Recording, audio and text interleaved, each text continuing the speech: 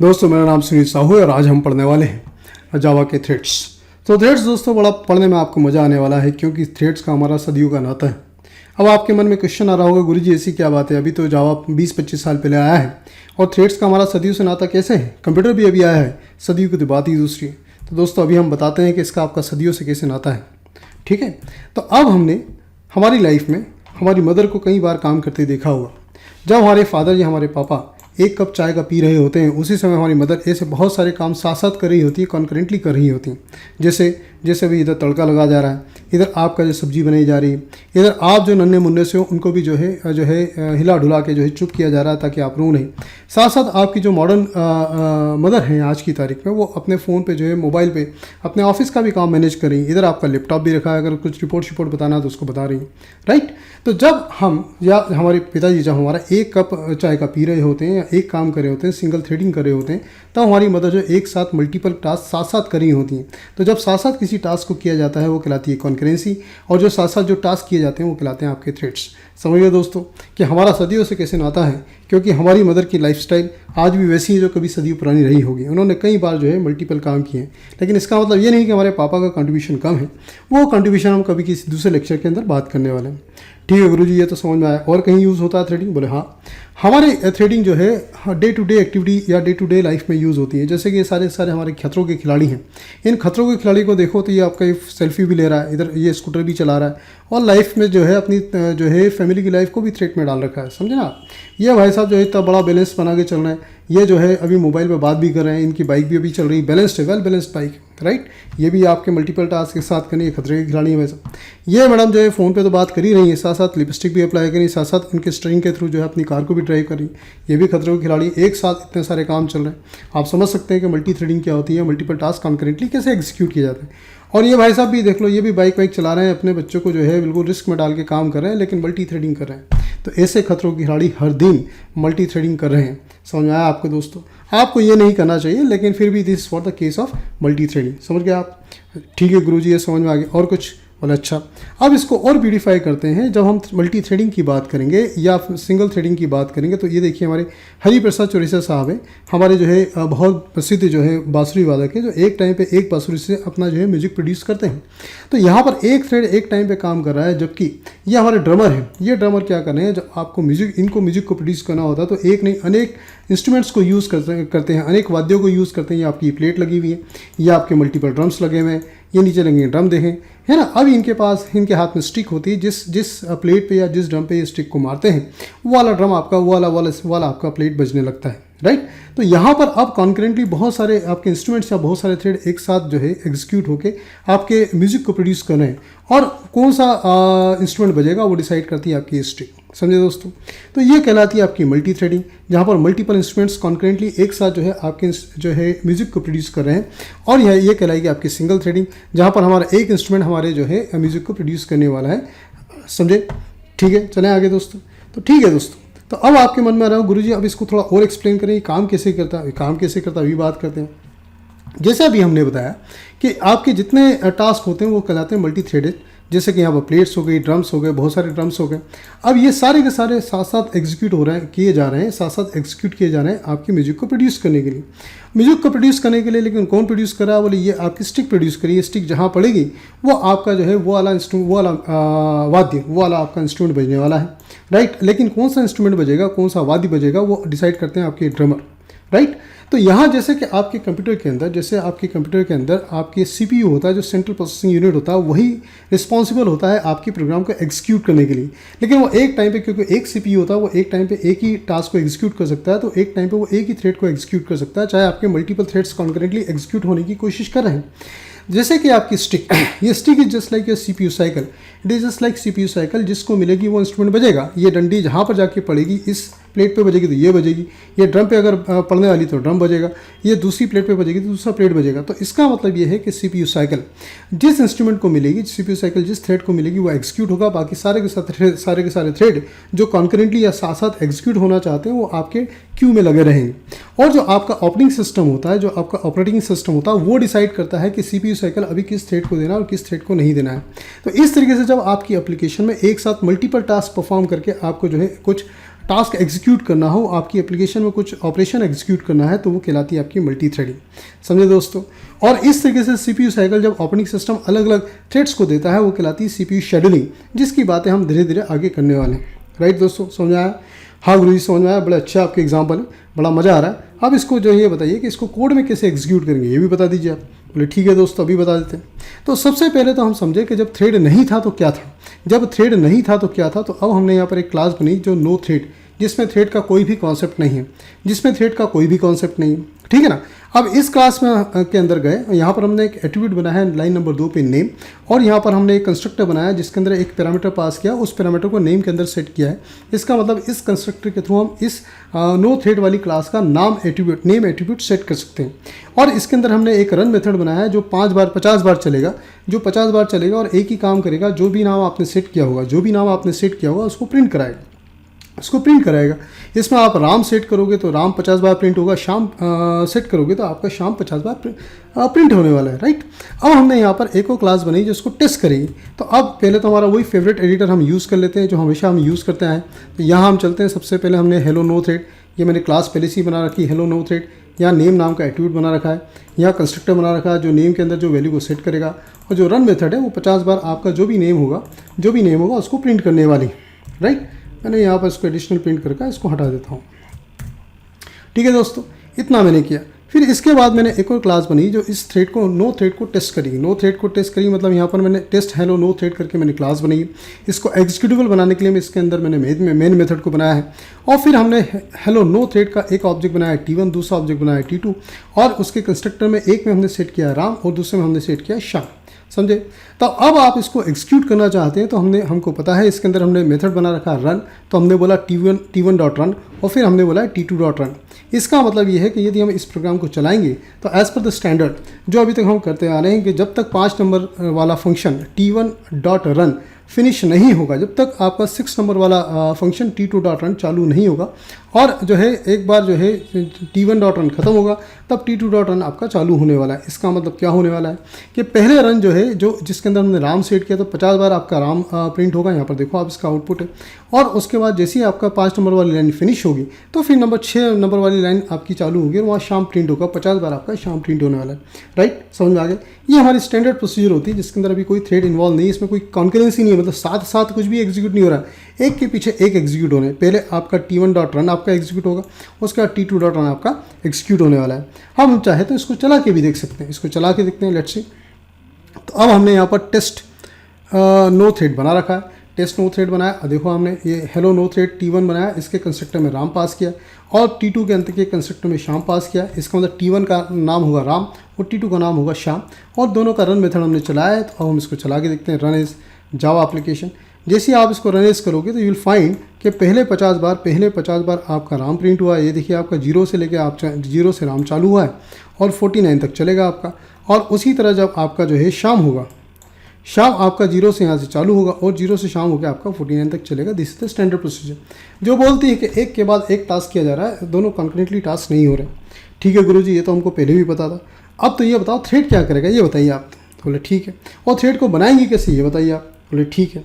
तो अब दोस्तों कभी भी किसी क्लास को थ्रेड बनाना है, क्योंकि जावा ऑब्जेक्ट ओरिएंटेड प्रोग्रामिंग है, इसके अंदर जो भी होता है वो सारी की सारी क्लासेस होती हैं, वो सारी की सारी क्लासेस होती हैं। तो इसका मतलब आप थ्रेड बनाओगे वो भी एक क्लास होने वाली है, और ऐसी क्लास जिसको आपको थ्रेड बनाना है उसको कुछ नहीं करना है। जो भी क्लास को आप थ्रेड बनाना चाहते हो, जैसे माई थ्रेड, हेलो थ्रेड और कोई अदर क्लास को थ्रेड बनाना चाहते हो, तो उसके लिए कुछ मत करो, आप तो जो है थ्रेड क्लास को इनहेरिट कर लो, थ्रेड क्लास को इनहेरिट कर लो। अगर आप करोड़पति बनना है तो ऊपर जब जन्म लेते हो वहीं से देख लो भैया कौन करोड़पति, उसके वहाँ जाके जन्म ले लो।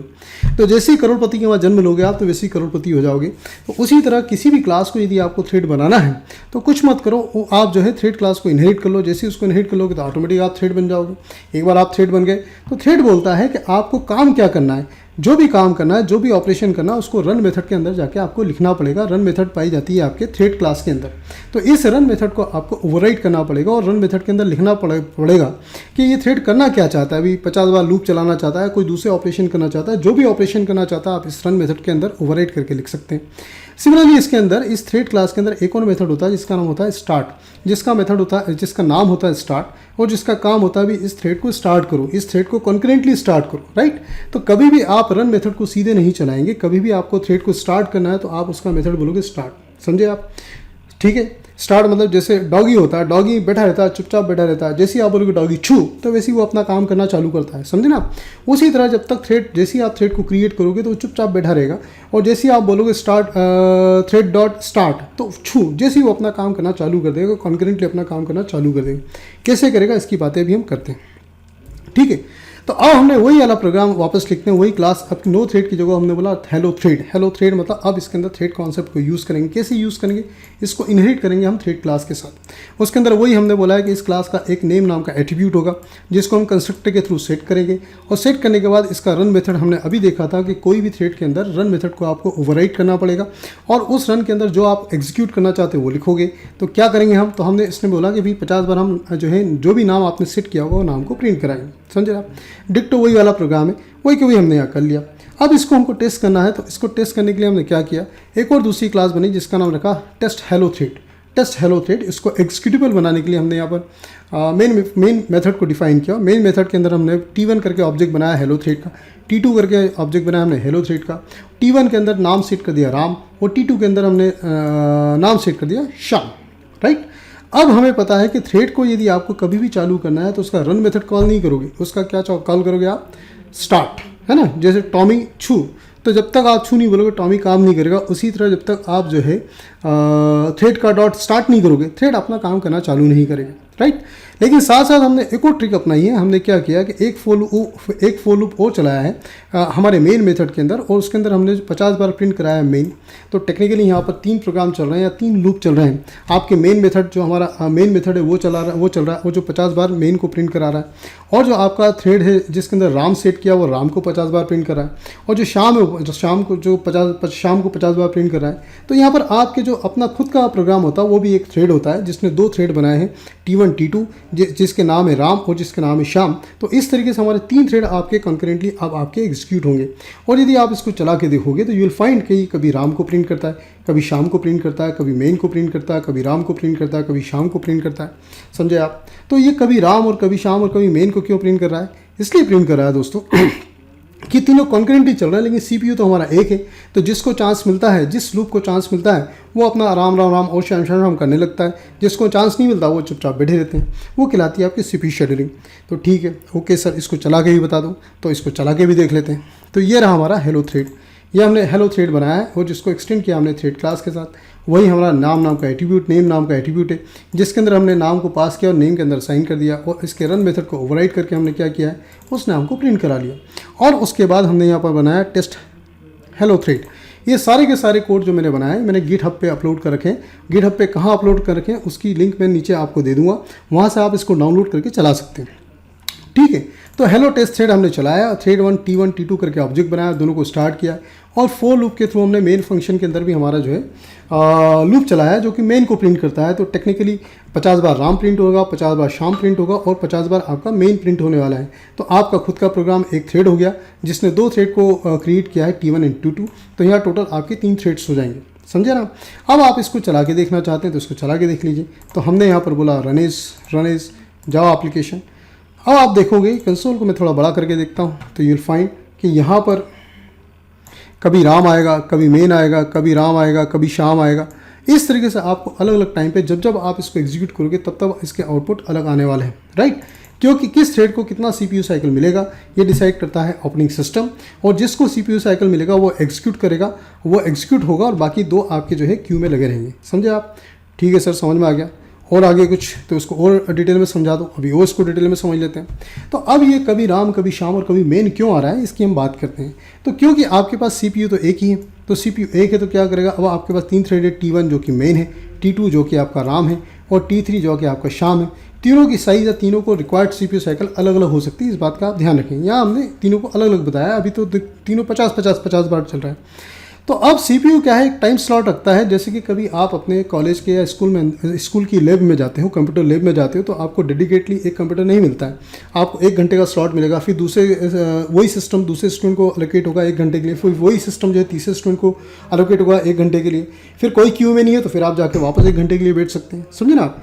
इसी तरह सीपीयू क्या करता है कि एक टाइम स्लाइड्स बनाता है कि भाई ठीक है 2 सेकंड, माना कि 2 सेकंड एक थ्रेड को देगा, अगर 2 सेकंड के अंदर वो अपना काम खत्म कर लेगा तो ठीक है, नहीं तो उसको वहीं रोक के दूसरे को चांस मिलेगा। जैसे यहाँ पर T2 को चांस मिला, अब T2 अपना काम खत्म कर लेगा 2 सेकंड में तो ठीक है, नहीं तो जो है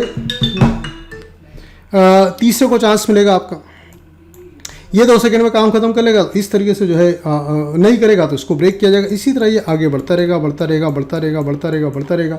जिसको टाइम स्लाइस मिलेगा वो एग्जीक्यूट होगा और जिसको टाइम स्लाइस नहीं मिलेगा वो एग्जीक्यूट नहीं होगा। समझे दोस्तों, आप समझ में आ गया आपको? वेरी गुड, ठीक है सर, समझ में तो आया। कुछ और इसकी शेड्यूलिंग के कुछ लाइव एग्जांपल हो तो बता दो, आपके पास तो बहुत सारे एग्जांपल होते हैं। बोले ठीक है दोस्त, तो बड़ा मज़ा आएगा, ये एग्जांपल देखते हैं। तो अब ये पानी पूरी तो दोस्तों आप सबने खाई होगी और कई बार खाई होगी, और देखते सी मुंह में पानी आ गया होगा, मेरे भी मुंह में पानी आ रहा है, राइट। तो अब यहाँ पर भाई साहब ये जो है आपके ऑपरेटिंग सिस्टम है जो ये शेड्यूलिंग कर रहे हैं। कैसे शेड्यूलिंग कर रहे हैं देखें भाई, ये आपका थ्रेड है, ये मैडम थ्रेड है, ये मैडम थ्रेड है, ये मैडम थ्रेड है, ये सारे के सारे जो है सब पानी बतासे की जो क्यू में लगे हुए हैं, ये सारे पानी बतासे क्यू में लगे हैं। ये मैडम जो है उधर का मुंह करके खड़ी है, इनका तो जो है पानी बतासे इन्होंने खा लिया है। इन्होंने 10 के 5 लिए थे तो 5 इन्होंने जो पानी बतासा खाया। अब ये थ्रेड खत्म होने वाला है, जाने वाले हैं, राइट। तो अब यहाँ पर हमारे पास ये जो मैडम खड़ी है, मैडम खड़ी, देखिए सबकी निगाहें देखिए कहाँ पर है भैया, ये बिल्कुल ये पानीपुरी की तरफ है इनकी। ये पानीपुरी नहीं है, ये आपका सीपीयू साइकिल है। अब ये सारे के सारे सीपीयू साइकिल को देख रहे हैं कि जिसको सीपीयू साइकिल मिलेगा वो अपना खाना चालू करेगा और जिसको सीपीयू साइकिल नहीं मिलेगा वो चुपचाप जो है क्यू में खड़ा रहेगा, समझे ना। तो यहाँ पर अब थ्रेड 1, थ्रेड 2, थ्रेड 3, थ्रेड 4 सारे के सारे वेट करें। ये आपका पानी बतासे वाला ऑपरेटिंग सिस्टम है, ये पानी बतासे वाला ऑपरेटिंग सिस्टम है। वो डिसाइड करेगा कि भाई ये सीपीयू साइकिल जो हाथ के अंदर पतासा है वो किसको देगा। ये मैडम को देगा तो ये मैडम खाएंगी, ये मैडम को देगा ये मैडम खाएंगी, ये मैडम को देगा ये भाई साहब को देंगे, ये भाई साहब खाएंगे, ये बहन जी को देगा तो बहन जी खाएंगे। Very simple, right. तो this is for the scheduling. ये सारे के सारे लोग कहलाएंगे रेडी थ्रेड क्यू। ये अभी क्यू में खड़े हुए हैं आपके, जैसे ये क्यू में खड़े हुए हैं, पानी बतासे ले लेके खड़े हैं। जो अब ऑपरेटिंग सिस्टम डिसाइड करेगा भाई किसको देना है किसको नहीं देना है, जिसको देगा वो काम करेगा, बाकी आपने क्यू में खड़े रहेंगे। समझ गए आप दोस्तों? तो अगर आपने पानी पूरी खाई है तो आपने थ्रेड शेड्यूलिंग बहुत अच्छे से तरीके से पहले से समझ चुके हैं। ठीक है दोस्तों, समझ में आया? बोले हाँ सर समझ में आ गया, अब तो हम आगे बढ़ सकते हैं। ठीक है, वेरी गुड। तो दोस्तों अगर आपको मज़ा आ रहा हो, मेरे को लग रहा है कि बड़ा अच्छा एक्सप्लेनेशन जा रहा है, बड़े अच्छे एग्जांपल से, तो आप इसको लाइक करें, कमेंट करें, शेयर करें, सब्सक्राइब करें, कर लिया करो यार, मज़ा आता है आपके कमेंट पढ़ के। ठीक है, अब हो सकता है कि आपके मन में प्रश्न आ रहा होगा, गुरुजी ये बताओ कि अब ये सारे के सारे थ्रेड, इतने सारे थ्रेड एक साथ एग्जीक्यूट होंगे तो क्या कभी ऐसा हो सकता है कि कोई थ्रेड जल्दी जल्दी एग्जीक्यूट हो और कोई थ्रेड देर से एग्जीक्यूट हो, या किसी को प्रायोरिटी मिले किसी को प्रायोरिटी ना मिले? हाँ बिल्कुल हो सकता है। रियल लाइफ में भी ऐसे हो सकता है, रियल लाइफ में भी ऐसा ही होता है। जैसे कि हमारे ये प्राइम मिनिस्टर साहब हैं, बड़े पॉपुलर हैं। अब ये जब रोड पे आएंगे तो इनको पहले चांस मिलेगा रोड से निकलने के लिए, बाकी पब्लिक को बाद में चांस मिलेगा रोड से निकलने के लिए। इसका मतलब यहाँ कुछ थ्रेड्स ऐसे हो सकते हैं जिनकी प्रायोरिटी हाई होगी। जिनकी प्रायोरिटी हाई होगी तो उनको पहले जो है सीपीयू साइकिल मिलेगा या उनको जल्दी जल्दी सीपीयू साइकिल मिलेगा, और जिनकी प्रायोरिटी लो होगी उनको देर देर से सीपीयू साइकिल मिलेगा। बोले मतलब सर? बोले मतलब अभी देख लेते हैं। तो अब यहाँ पर हर थ्रेड की एक प्रायोरिटी होती है, एक प्रायोरिटी की रेंज होती है। इनफैक्ट जैसे कि 1 to 10 प्रायोरिटी की रेंज होती है, 1 से लेकर 10 तक, 1 से लेकर 10 तक प्रायोरिटी की रेंज होती है। जिस थ्रेड की प्रायोरिटी जितनी हाई होगी वो जल्दी जल्दी एग्जीक्यूट होगा। जैसे कि अगर प्रायोरिटी 10 है तो खरगोश की तरह बड़ा फास्ट एग्जीक्यूट होगा। जिसकी प्रायोरिटी 1 होगी तो वो जो कछुए की तरह बड़ा स्लो एग्जीक्यूट होगा। जो फास्ट होगा उसको बार बार सीपीयू साइकिल मिलेगी। यहाँ देखा है, ये आपने दे रखा है, यहाँ सीपीयू साइकिल फास्ट वाले जो हाई प्रायोरिटी वालों को ज़्यादा सीपीयू साइकिल मिलेगी, लो प्रायोरिटी वालों को आपकी कम सीपीयू साइकिल मिलेगी। ठीक है गुरुजी, इसको सेट कैसे करेंगे या उसको जो है चेंज कैसे करेंगे? तो इसको चेंज करने के लिए जो थ्रेड क्लास होती है, इस थ्रेड क्लास के अंदर एक सेट प्रायोरिटी करके मेथड होता है, जिसकी मदद से आप जो है थ्रेड की प्रायोरिटी सेट कर सकते हैं। सेट की प्रायोरिटी मतलब 1 2 3 4 5 6 7 8 9 10 जो करना चाहो आप कर सकते हैं। और कभी आपको पता लगाना है कि आपके थ्रेड की करंट प्रायोरिटी क्या है, तो वो आप पता लगा सकते हो with the help of get priority वाला मेथड। उससे आपको अपनी प्रायोरिटी पता लग जाएगी, राइट। तो गुरुजी इसकी अगर हमको प्रायोरिटी नहीं देंगे तो क्या होगा, उसकी प्रायोरिटी क्या होगी, थ्रेड की प्रायोरिटी क्या होगी?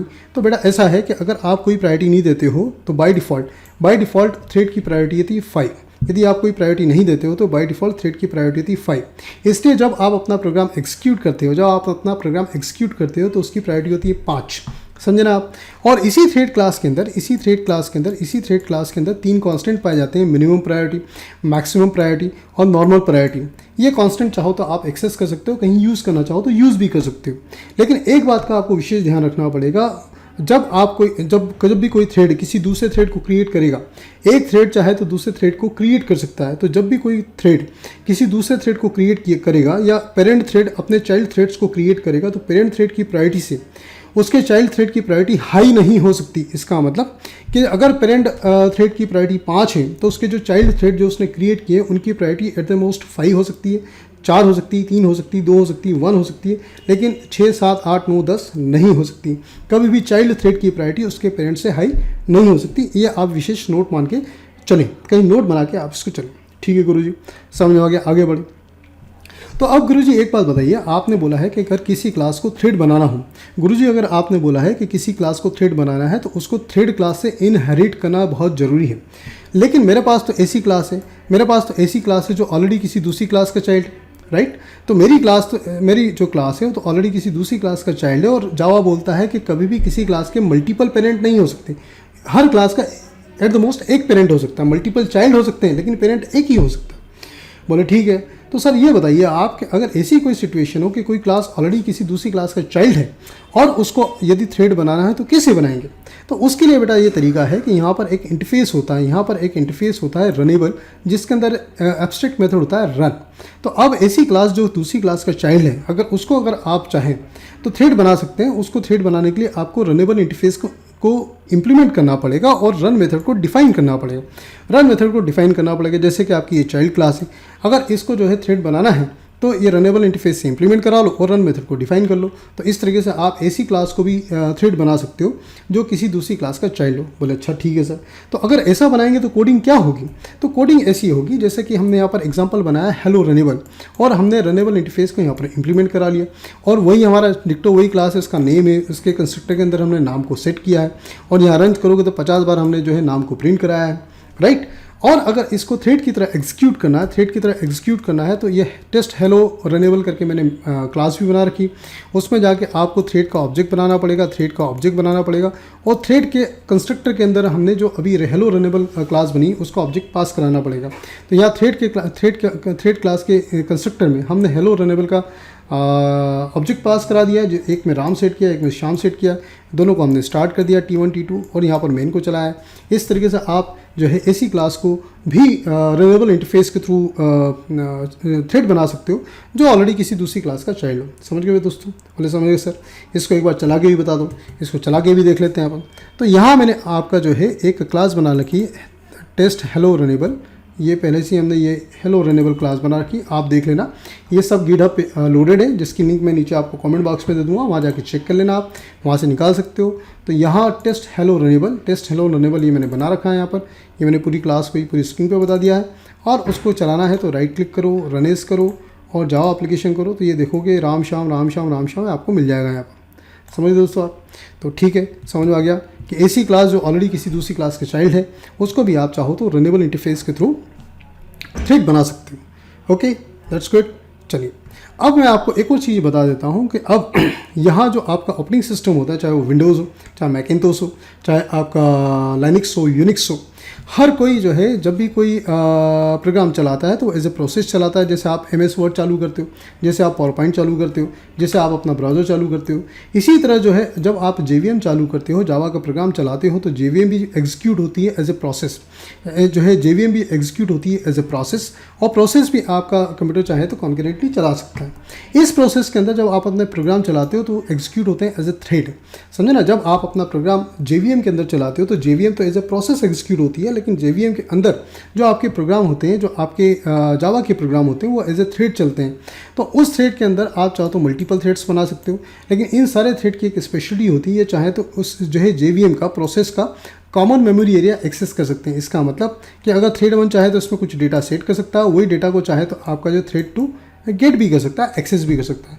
तो इस तरीके से एक प्रोसेस के अंदर मल्टीपल थ्रेड्स होते हैं, JVM के अंदर मल्टीपल थ्रेड्स होते हैं, और वो थ्रेड्स चाहे तो कॉमन मेमोरी एरिया को एक्सेस कर सकते हैं। इसलिए ये लाइट वेट प्रोसेस भी कहलाती है। क्यों?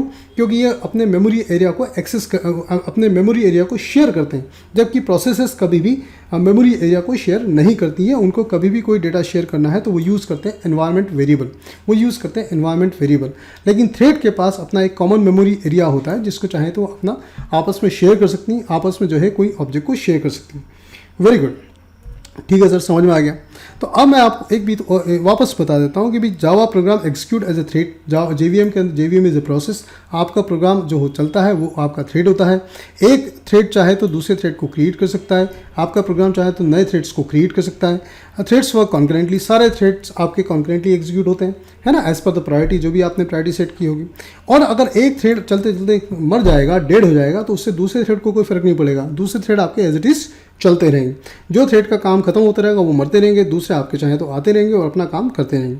समझ गए दोस्तों, समझ में आ रहा है आपको? ठीक है, तो अब यहाँ पर जो मरते रहेंगे या जिंदा रहेंगे तो हम उसकी लाइफ साइकिल समझ लेते हैं कि जीवन चक्र क्या है किसी थ्रेड का। तो थ्रेड की 4 स्टेट्स होती हैं। एक होती है बोन, जैसे आप न्यू करके उसको क्रिएट करोगे तो बोन होगा, लेकिन चुपचाप पड़ा रहेगा। चुपचाप पड़ा रहेगा मतलब कोई एक्टिविटी नहीं करेगा। एक्टिविटी कब करेगा? जब आप उसका स्टार्ट मेथड कॉल करोगे। जैसे ही आप उसका स्टार्ट मेथड कॉल करोगे टॉमी छू, तो एकदम वो एक्टिव हो जाएगा और जाके क्यू में लग जाएगा और वो वेट करेगा अपने CPU साइकिल का। जैसे CPU साइकिल मिलेगा तो वो अपना काम करना चालू कर देगा। जब उसका काम खत्म हो जाएगा, इसका मतलब जब रन मेथड फिनिश हो जाएगा तो वो डेट पोजीशन में आ जाएगा। डेट पोजीशन में आ जाएगा मतलब बाहर हो जाएगा। अब वो रेडी क्यू से बाहर हो गया, राइट। लेकिन इस रेडी क्यू के अंदर या रनेबल स्टेट के अंदर भी कोई थ्रेड को कभी कोई इनपुट आउटपुट ऑपरेशन करना, मतलब कोई नेटवर्क से रीड करके लाना हो, कहीं फाइल से रीड करके लाना हो, तो फाइल या नेटवर्क से रीड या राइट करने में उसको टाइम लगता है। डेटाबेस से रीड या राइट करना हो, ठीक है ना, उस पर लॉकिंग सिस्टम होता है तो उस पर टाइम लग सकता है, तो डिले होता है। तो उस कारण क्या होता है, आपका ऑपरेटिंग सिस्टम ऐसे थ्रेड्स को ब्लॉक्ड स्टेट में पहुंचा देता है। बोले भैया जब तुम्हारा काम हो जाए तो वापस आ जाना, मैं वापस आपको जो है ले लूँगा और आपको एग्जीक्यूट करना चालू कर दूँगा। और जो है उनको ब्लॉक्ड स्टेट में पहुँचा के ऑपरेटिंग सिस्टम CPU साइकिल अगले वेटिंग जो है थ्रेड को दे देता है ताकि उसका जो है प्रोसेसिंग हॉल्ट ना हो, वो कहीं हैंग ना हो, समझे ना आप। तो यहाँ पर जो है जब भी कोई थ्रेड किसी इनपुट आउटपुट ऑपरेशन को करता है, मतलब फाइल या नेटवर्क या कहीं से रीड या राइट करता है, कोई जो है किसी दूसरे थ्रेड का किसी दूसरी प्रोसेस का वेट करता है, या उसको सर्टेन टाइम के लिए सुला दिया जाता है, अभी तुम 1 घंटे सोते रहो, 1 घंटे बाद वापस जागृत होना, ये काम करना, फिर सो जाना, 1 घंटे बाद जागृत होना, फिर कुछ काम करना, फिर सो जाना, समझे ना आप।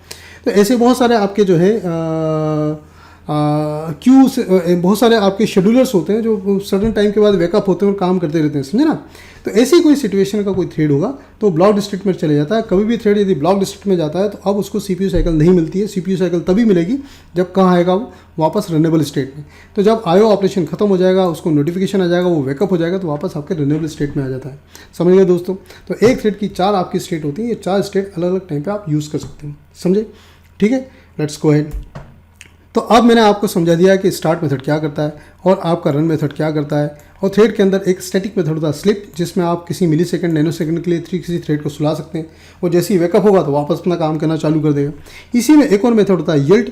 इसी थ्रेड के अंदर एक और मेथड होता है यील्ड ये करता है कि जो भी करंट थ्रेड अभी एग्जीक्यूट हो रहा है उसको वहीं हॉल्ट करेगा, और उसको हॉल्ट करने के बाद जो है वो CPU साइकिल उससे छीन के उसके क्यू में जो नेक्स्ट होगा उसको दे देगा और उसको जाके क्यू में सबसे पीछे लगा देगा। तो कभी ऐसी कोई सिचुएशन आ जाए कि करंट थ्रेड को आपको जो है वहीं चुपचाप करके उसको क्यू में सबसे पीछे लगाना है, तो उसका यील्ड मेथड कॉल करोगे। उसका कौन सा मेथड कॉल करेंगे आप? यील्ड, समझे आप। वेरी गुड, चलते हैं। अब यहाँ थ्रेड आपके सिस्टम में बहुत सारे हो सकते हैं। तो कुछ ऐसे भी थ्रेड होते हैं जो जब आप कॉन्करेंटली काम करते हो तो कुछ ऐसे भी थ्रेड होते हैं जो दूसरे थ्रेड को सपोर्ट करते हैं, समझे ना। कुछ ऐसे भी थ्रेड होते हैं जो दूसरों को देखो यहाँ पर ये पट्टा भी जो है नीचे सपोर्ट करा ऊपर जो है दूसरे थ्रेड को चढ़ने के लिए। तो जो आपके नॉर्मल थ्रेड्स होते हैं, तो कुछ ऐसे भी थ्रेड होते हैं जो सिर्फ इसलिए बनाए जाते हैं कि वो दूसरे थ्रेड को सपोर्ट करें। जैसे कि गार्बेज कलेक्टर, जब आप अपना प्रोग्राम चलाते हो तो बहुत सारी मेमोरी को ऑक्यूपाई करते हो, बहुत सारी मेमोरी को रिलीज़ भी करते हो। तो रिलीज़ करने के बाद उस मेमोरी को वापस रिक्लेम करने की रिस्पॉन्सिबिलिटी आपके गार्बेज कलेक्टर थ्रेड की होती है। वो ये देखता भी जो मेमोरी फ्री होगी तो उसको वापस रीयूज़ करो, ताकि आप जो है नहीं तो पता चला कि मेमोरी फुल हो गई, आपके पास मेमोरी नहीं बची, ठीक है ना।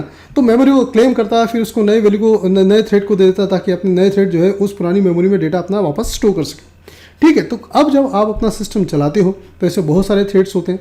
कुछ थ्रेड ऐसे होते हैं जो दूसरे थ्रेड को सपोर्ट करते हैं, और ऐसे थ्रेड जो दूसरे थ्रेड को सपोर्ट करते हैं वो कहलाते हैं डेमन थ्रेड। वो कौन से थ्रेड कहलाएंगे आपके?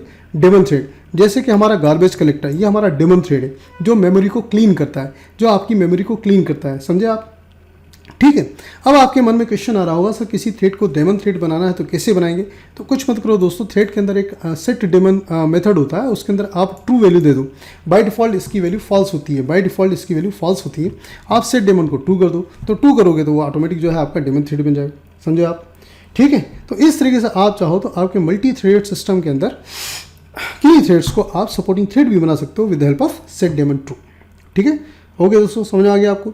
चले आगे चलते हैं। तो अब आपके मन में क्वेश्चन आ रहा होगा, सर ये थ्रेडिंग तो बहुत बता रहे हो आप, लेकिन इसका यूज़ कहाँ होता है? अभी तक तो हमने यूज़ नहीं किया। अभी तो हमने 2 नंबर के एडिशन का प्रोग्राम बनाया, सब्ट्रैक्शन का प्रोग्राम बनाया, ये प्रोग्राम बनाया, वो प्रोग्राम बनाया, अभी तक हमने थ्रेड तो कहीं देखा नहीं। तो थ्रेड का यूज़ कहाँ होता है? तो दोस्तों ऐसा है, थ्रेड का यूज़ होता है जहाँ जहाँ मल्टी यूज़र होंगे। क्या किसकी बात करें हम? जहाँ पर मल्टी यूज़र होंगे।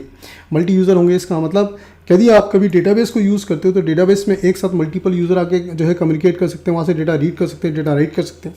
उसी तरह अब जो है आप वेब एप्लीकेशन करते हो, वेब एप्लीकेशन यूज़ करते हो, आप ओला कर लो, ऑनलाइन पेमेंट कर लो, ऑनलाइन जो है परचेसिंग कर लो, जो भी कर लो, या ऑनलाइन टिकट बुक कर लो आप। तो हर बार क्या करो, आपकी ऐप अल्टीमेटली किसी सेंट्रल सर्वर से कनेक्टेड होती है, या मल्टीपल यूज़र एक साथ जो है एक सिस्टम से कनेक्टेड और वहाँ से पूरा डेटा एक्सेस कर रहे हैं। तो जब आपका एक सिस्टम, एक एप्लीकेशन मल्टीपल यूज़र कॉन्करेंटली एक साथ यूज़ करने की कोशिश करते हैं, तब आपको यूज़ करना पड़ते हैं थ्रेड्स।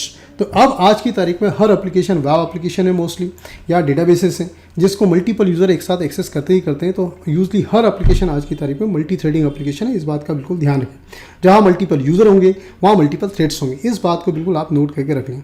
कर लिया दोस्तों नोट? ठीक है ना, समझ गया? वेरी गुड, आगे चलते हैं। तो सर अगर ऐसी सिचुएशन है, अब आपके मन में क्वेश्चन आ रहा होगा, पहले सर ऐसी सिचुएशन है कि मल्टीपल थ्रेड यदि जो है किसी एप्लीकेशन में काम कर रहे हैं, तो वहाँ कुछ कॉन्फ्लिक्ट नहीं होते हैं क्या? वहाँ कुछ समस्याएं नहीं आती हैं क्या? बोले हाँ बिल्कुल आती है, क्यों नहीं आती? अभी हमने पढ़ा था कि जब आप जो है किसी प्रोसेस के अंदर मल्टीपल थ्रेड्स होते हैं, ये देखो ये मल्टीपल थ्रेड्स हैं, और एक कॉमन मेमोरी को शेयर कर सकते हैं। तो जब ऐसे कॉमन मेमोरी को शेयर करते हैं, इसका मतलब क्या होने वाला है कि अब ये जैसे कि फुटबॉल है, इस फुटबॉल को जो है मल्टीपल प्लेयर उसको ऑक्यूपाई करने की कोशिश करें, उसको मैनिपुलेट करने की कोशिश करें। तो ऐसे की ऐसी जब ये सिचुएशन होती है कि ऑब्जेक्ट एक होता है जिसको मल्टीपल थ्रेड या मल्टीपल प्लेयर्स एक साथ उसको ऑक्यूपाई करने की कोशिश करते हैं, तो वो कहलाती है रेस कंडीशन। और जब रेस कंडीशन पैदा होती है तो उस समय आपके बहुत सारे इनकन्सिस्टेंट या इनकरेक्ट डेटा प्रोड्यूस होता है। वो कैसे प्रोड्यूस होता है अभी हम बात करते हैं। अब ये मान के चलें कि हमारा ऑब्जेक्ट है जो कॉमन मेमोरी में, जिसको थ्रेड 1 और थ्रेड 2 एक्सेस करने की कोशिश कर रहे हैं और उसको मॉडिफाई करने की कोशिश कर रहे हैं।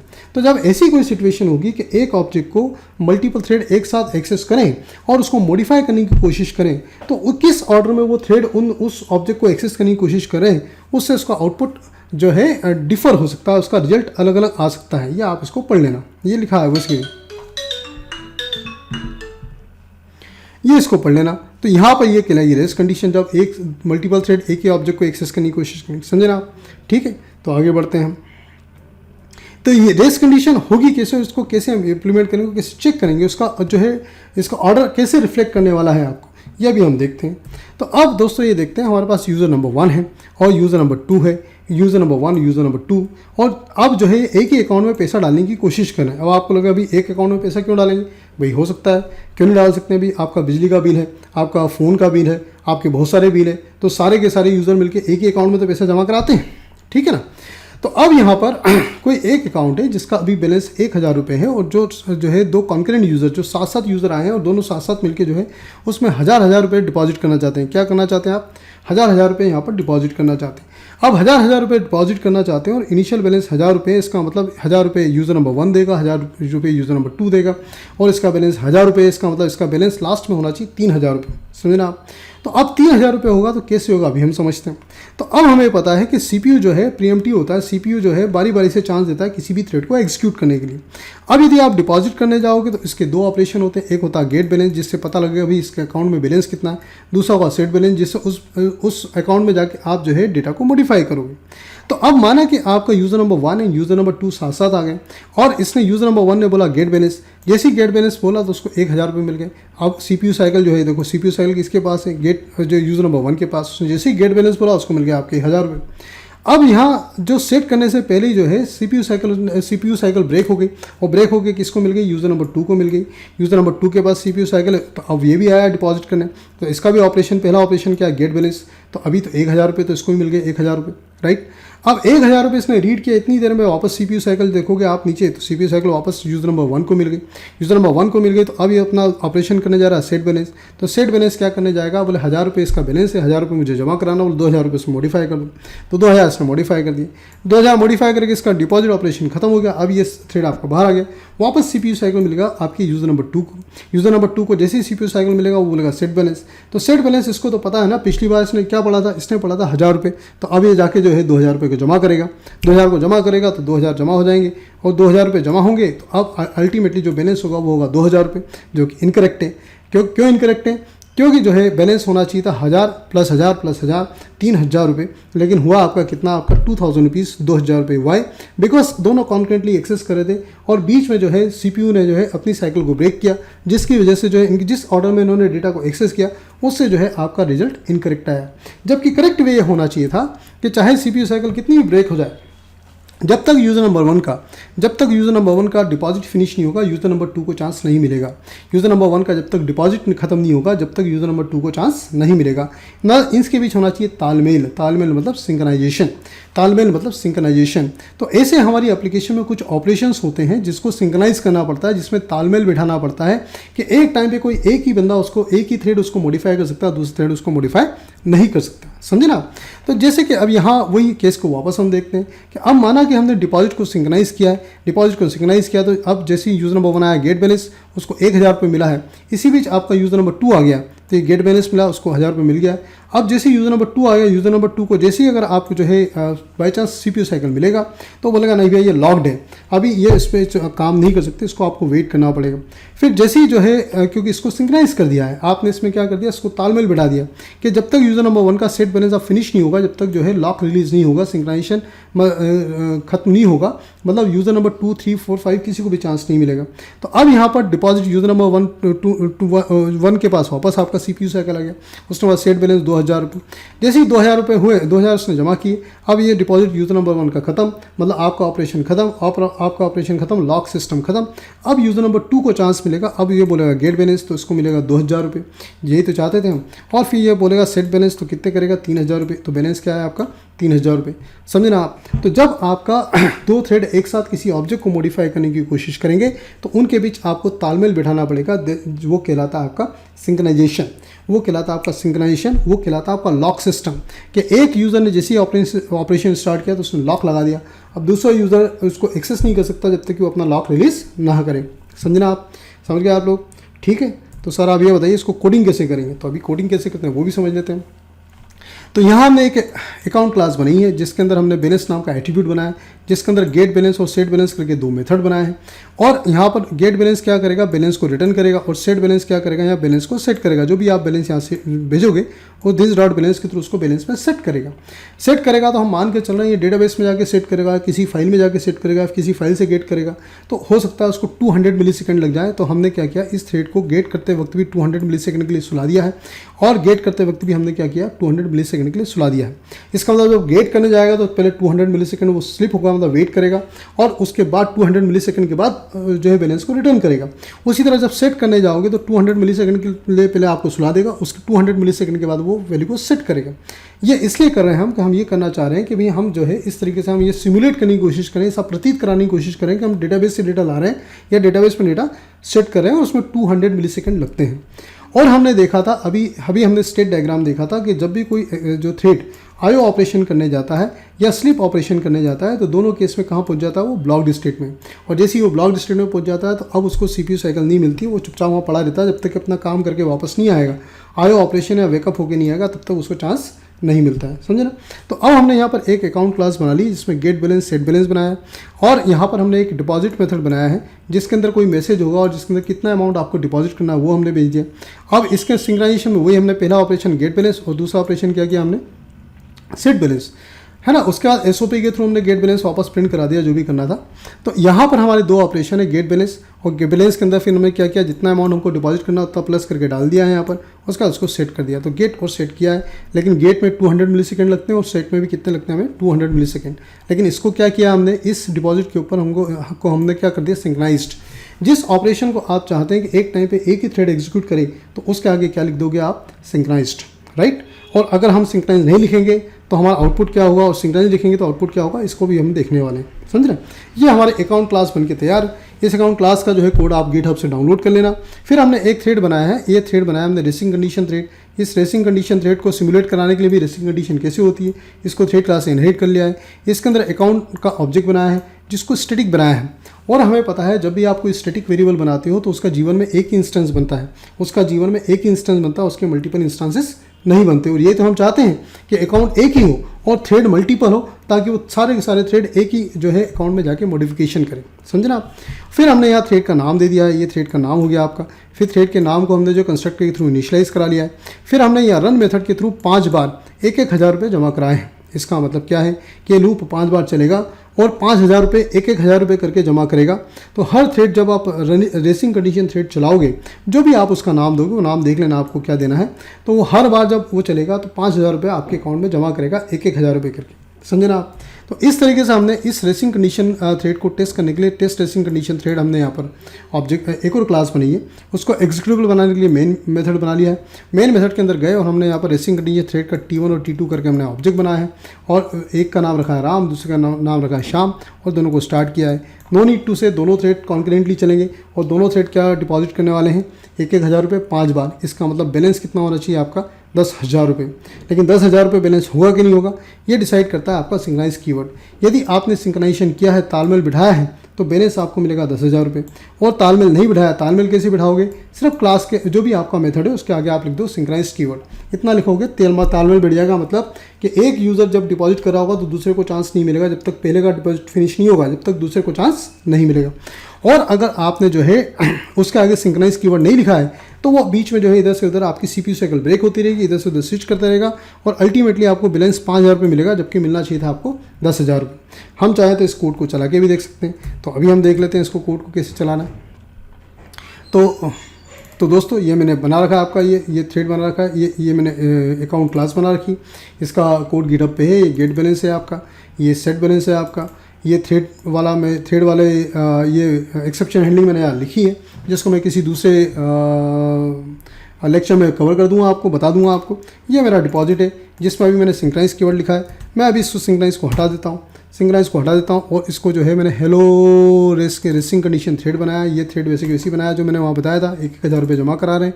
रेसिंग कंडीशन थ्रेड को यहाँ चेक करने के लिए हमने बता दिया है। तो यदि आप देखोगे रनर्स, अभी मैंने सिंक्राइजेशन हटा दिया है, ध्यान रखना। तो सिंक्राइजेशन हटा दिया है तो फिर राम ने भी 1,000 किए, श्याम ने भी 1,000 किए, श्याम ने 2,000 किए, राम ने 2,000 किए। आप देखोगे कि दोनों एक दूसरे को ओवरराइड कर रहे हैं और अल्टीमेटली आपको बैलेंस मिल रहा है 5,000 रुपये, जबकि मिलना चाहिए था आपको 10,000 रुपये। तो इसलिए हमने क्या करते हैं, वापस अकाउंट क्लास में जाते हैं। जो मेथड को हम तालमेल बिठाना चाहते हैं, तालमेल मतलब एक टाइम पे कोई एक थ्रेड जब तक पूरा नहीं करेगा, जब तक दूसरे को डिपॉजिट करने का चांस नहीं मिलेगा। तो सेम हमने यहाँ सिंक्रोनाइजेशन किया है। और टेस्ट रेसिंग कंडीशन थ्रेड को वापस जाके देखते हैं हम। तो अब आप देखोगे जब एप्लीकेशन चलाओ आप इसको, तो यहाँ देखोगे 10, 20, 1,000, 2,000, 3,000, 4,000, 5,000 और आपका बैलेंस है यहाँ पर 10,000। समझ गए आप दोस्तों। ठीक है, ये चला के देख लेंगे, समझ में आ गया आपको। ठीक है, और आपको जो भी लगे तो आप यहाँ चाहते हो मेरे कमेंट बॉक्स में दे सकते हैं, मैं और इसको एक्सप्लेन कर सकता हूँ। ठीक है, राइट जी। तो जब आप लॉक लगाते हो, जो सिंक्रोनाइजेशन करते हो कि भाई हम चाहते हैं ये कोड एक टाइम पे एक ही थ्रेड एग्जीक्यूट कर सकता है, तो उसको 2 तरीके से कर सकते हैं। या तो किसी मेथड के ऊपर आप चाहो तो सिंक्रोनाइज कीवर्ड लगा दो, या फिर मेथड के अंदर सिर्फ उसी ब्लॉक के अंदर सिंक्रोनाइज्ड कीवर्ड लिखो, synchronize curly braces start, curly braces end और दिस करके पास करा दो। तो उतना ही पोर्शन आपका लॉक लगेगा, दूसरा पोर्शन आपका लॉक नहीं लगेगा। वैसे ब्लॉक सिंक्रोनाइजेशन को प्रेफर किया जाता है, उसमें जो है लॉक सिस्टम बहुत कम समय के लिए लगाया जाता है। समझ गए आपको दोस्तों। ठीक है ना। और जिसको हम लॉक बोल रहे हैं उसको कई बार उसको मॉनिटर भी बोला जाता है। उसको क्या बोला जाता है आपका, मॉनिटर्स भी बोला जाता है। वो मॉनिटर भी 2 टाइप के होते हैं, या लॉक भी 2 टाइप के होते हैं। एक होता है इंस्टेंस मेथड पे और दूसरा होता है आपका स्टैटिक मेथड्स पे। एक होता है आपका इंस्टेंस मेथड्स पे और दूसरा आपका होता है स्टैटिक मेथड्स पे, राइट। अब ये कैसे होता है अभी हम समझ लेते हैं कि अब किसी क्लास के अंदर यदि आपने स्टैटिक मेथड्स को सिंक्रोनाइज किया है, अब हो सकता है वो मेथड्स आपके मल्टीपल हो। उसी तरह आपने जो इंस्टेंस मेथड को सिंक्रोनाइज किया, इंस्टेंस मतलब जो नॉन स्टैटिक होते हैं, और जो है स्टैटिक मतलब जिसका आगे स्टैटिक कीवर्ड लिखा हो आपने। तो अब माना कि आपकी क्लास के अंदर x और y और z करके 3 स्टैटिक मेथड्स हैं जिसको आपको सिंक्रोनाइज कर रखा है। उसी तरह आपने a b c 3 आपके इंस्टेंस मेथड है जिसको सिंक्रोनाइज कर रखा है। तो अब आपके इसका लॉक अलग होगा, उसकी चाबी अलग होगी, दूसरे की चाबी अलग होगी, वो दोनों है ना। तो it just like a garage कि एक गैराज है जिसके अंदर x y z 3 कार खड़ी हुई है, दूसरा गैरेज है जिसके अंदर a b c 3 कार खड़ी हुई है। अब अगर कोई थ्रेड आता है, कोई आपका चालक आता है, कोई ड्राइवर आता है, वो आपकी x कार को लेके जाता है, तो x कार को लेके जाएगा तो वो अपने गैरेज की चाबी लगाएगा, गैरेज में से ताला खुलेगा, x कार को निकालेगा और गैरेज की चाबी अपने साथ लेके जाएगा। समझे ना आप, गैरेज की चाबी किसके साथ लेके जाएगा? अपने साथ लेके जाएगा। इसका मतलब कि y और z तो आपकी गैराज में खड़ी है लेकिन कोई उस कार को एक्सेस नहीं कर सकता। यदि कोई दूसरा थ्रेड आएगा और y को भी एक्सेस करना चाहे तो वो y को एक्सेस नहीं कर सकता क्योंकि गैरेज की चाबी अभी किसके पास है? थ्रेड नंबर 1 के पास है। लेकिन अगर वो चाहे, थ्रेड नंबर 2 चाहे तो ए बी सी में से किसी भी कार को एक्सेस कर सकता है, किसी भी इंस्टेंस मेथड को एक्सेस कर सकता है क्योंकि इसकी चाबी अलग है, इसके गैरेज की चाबी अलग है। लेकिन ये भी क्या करेगा कि ए कार को लेके गया, सपोज करो ए वाले मेथड को लेके गया तो चाबी गैरेज की अपने साथ लेके जाएगा। इसका मतलब अब जो है बी और सी भी उसके लिए रिजर्व हो गई है ना। अब बी और सी को भी कोई दूसरा एक्सेस नहीं कर सकता है। अब कोई आएगा, थ्रेड नंबर 1 आया, उसने सोचा कि चलो मैं बी को एक्सेस कर लूँ, लेकिन बी की चाबी तो किसके पास है? आपके थ्रेड 2 के पास है क्योंकि गैराज की चाबी थ्रेड 2 के पास है, तो उसको एक्सेस नहीं कर सकता। समझे दोस्तों? तो अब ये दोनों की अलग अलग चाबियाँ, 2 मॉनिटर्स होते हैं, दो लॉक होते हैं, जिसकी चाबी जिसके पास होगी उस ग्रुप के स्टैटिक मेथड के सारे मेथड वो यूज़ कर सकता है, उसके लिए रिजर्व होंगे। उसी तरह इंस्टांस के सारे जो है, इसी तरह इंस्टांस वाला गैराज है उसकी चाबी जिसके पास होगी वो उसके सारे मेथड को एक्सेस कर सकता है। और जिसको आप सिंक्रोनाइज करोगे, जो भी ब्लॉक आप सिंक्रोनाइज करोगे, जो भी मेथड आप सिंक्रोनाइज करोगे, वो एक टाइम पे सिर्फ एक ही थ्रेड को एक्सेसिबल होगा क्योंकि ये कहलाता है आपका लॉकिंग सिस्टम। समझ गए दोस्तों? समझ में आ गया आपको? तो मैं उम्मीद करता हूँ आपको बहुत अच्छे से समझ में आया होगा जो मैंने आपको बताया। तो हमने क्या क्या पढ़ा है? हमने पढ़ा है आपके थ्रेड्स पढ़े हैं, हमने पढ़ा है कि आपके थ्रेड कैसे क्रिएट करोगे, है ना। 2 तरीके से क्रिएट करोगे, by thread extending thread class या रनेबल इंटरफेस के थ्रू। थ्रेड की प्रायोरिटीज़ क्या होती हैं, सपोर्टिंग थ्रेड डेमन थ्रेड्स क्या होते हैं, रेस कंडीशन क्या होती है, रेसिंग कंडीशन से निपटोगे कैसे आप, है ना। फिर सिंक्रोनाइजेशन के कितने तरीके होते हैं, मॉनिटर्स मतलब लॉक्स कितने होते हैं, थ्रेड वर्सेस प्रोसेस क्या होती हैं, सब हम पढ़ चुके हैं। और आपके मन में ये सारे क्वेश्चन आना चाहिए जिसके आंसर इस वीडियो को देखने के बाद आपको जो है आंसर करते आना चाहिए। तो मैं उम्मीद करता हूँ दोस्तों कि आपको बड़ा मज़ा आया होगा थ्रेड समझने में, और मैंने इसको बहुत अच्छे तरीके से एक्सप्लेन किया, आपको समझ में भी आ गया हो।